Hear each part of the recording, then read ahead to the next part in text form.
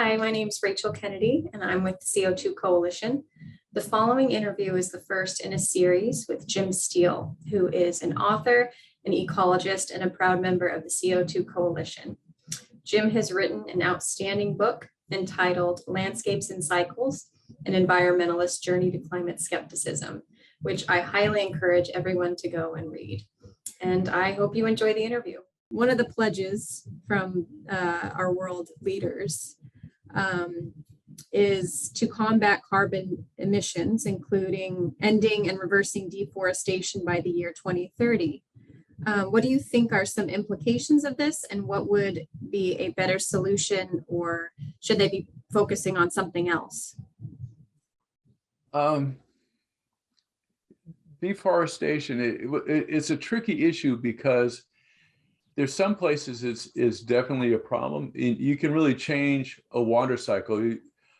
For every unit of water that comes from the ocean to the land, about 3 times as much gets recycled by plants. And so when you cut down the trees, you change that hydrology. But then again, I see people in the Sierra Nevada, there's places where it was totally denuded by the gold miners in the 1849. You know, I have pictures where I worked. It was all down to stumps, and they deforested everything to make charcoal for timber in their mines and to heat themselves during the winter. And now it's come back, and people want to cut because it's so thick, it's a fire danger. And you see the fires we're having in California is because they've had like 70 years of fire suppression, and the fuel loads have built up tremendously. But there's some people, we don't want to cut any trees. So you have some environmentalists like the Isaac Walton League, if you cut a tree, you're evil. Where other people are saying, listen, we got to thin some of the, either you have a prescribed burn, and people are down on that because of smoke or it can get away, or you go mechanically thin stuff. And when I restored a watershed, part of the money we used was to thin the forest around that watershed. So if there was a fire, you wouldn't have the sediment and erosion happen and wash into the stream and throw off all the stuff we fixed. So, you know, just to say we're not gonna, it sounds just sort of like virtue signaling, we're gonna stop deforestation. Well, that can be used in very bad ways when you do need to cut some trees. You do need to set up fire breaks and do some thinning.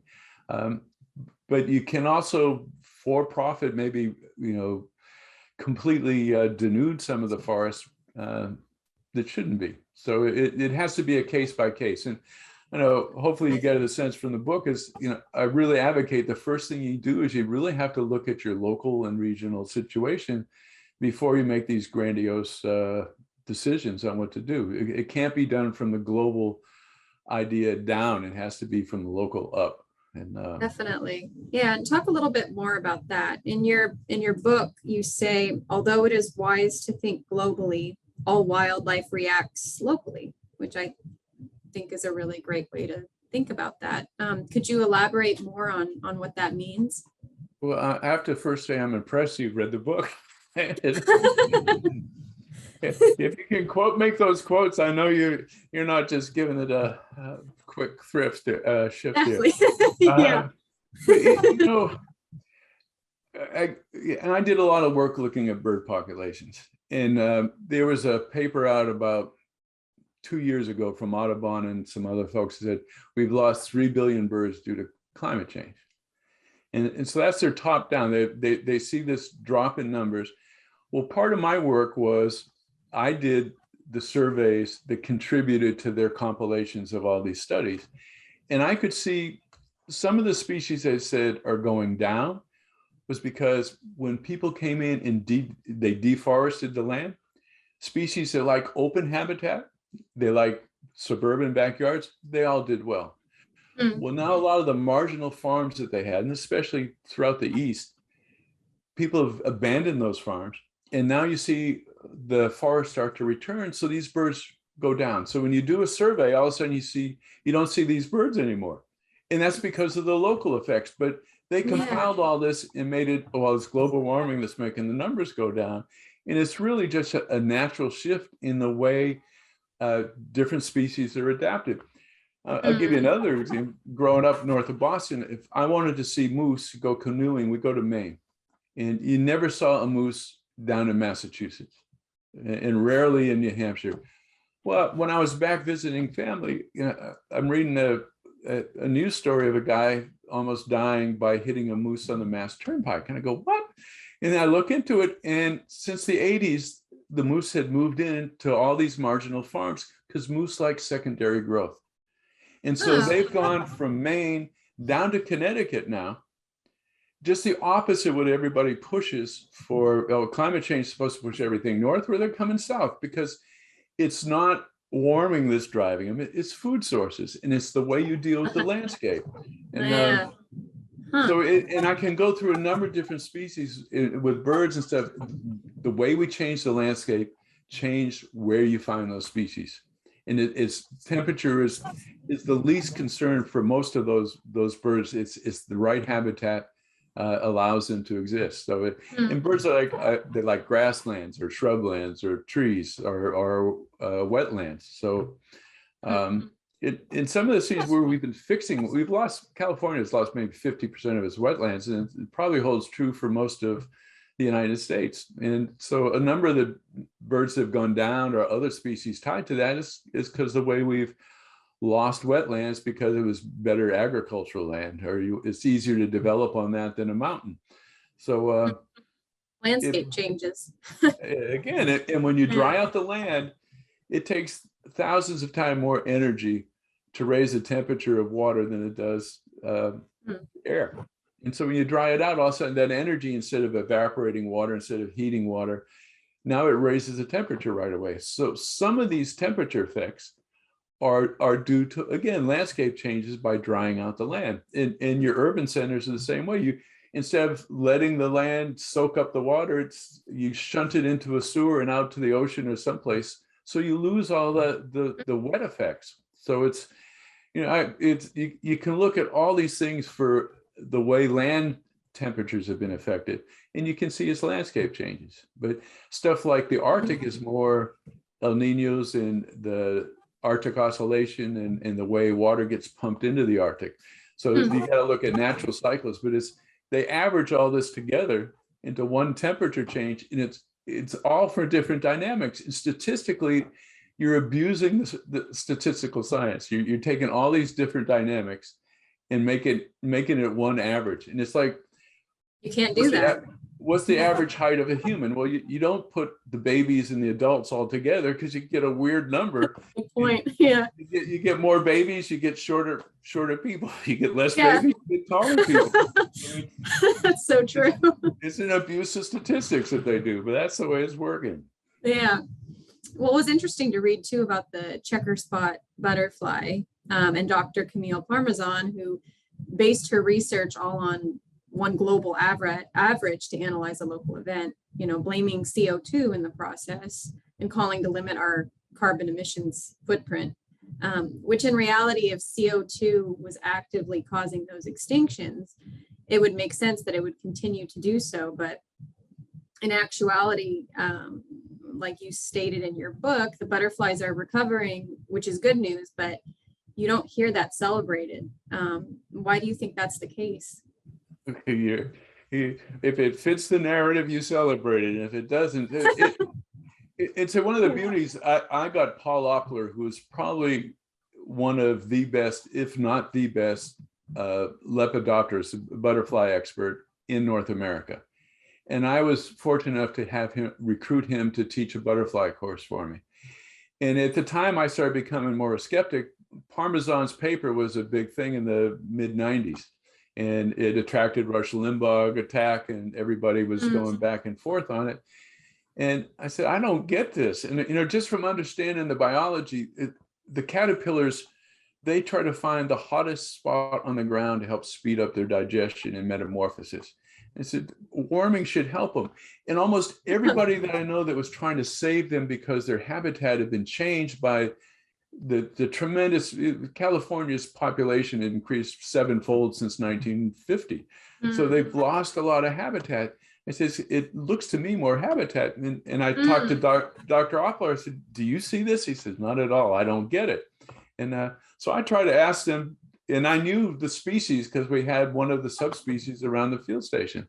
And and I asked Camille Parmesan, can I see your data? Her data was never published. It was just a narrative that got published, and she refused to do it. So it was like, okay, and that, again, it was, you seeing all these people trying to protect their narratives, protect their agenda. Stop the debates. It just stop the dialogue. Absolutely, it pushed me more and more skeptical. See, if you're really true to the science, and I told her up front, I said, I think some of these landscape issues of loss of habitat is more important. And so can I see the data here in the Sierra Nevada where I'm working? She said, well, I'm not giving you my data.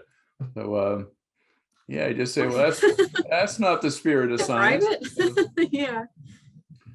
So it's, and she got funded and did her PhD work purposely. I think it was NOAA or for climate change. They wanted someone to go out and find a link to climate change.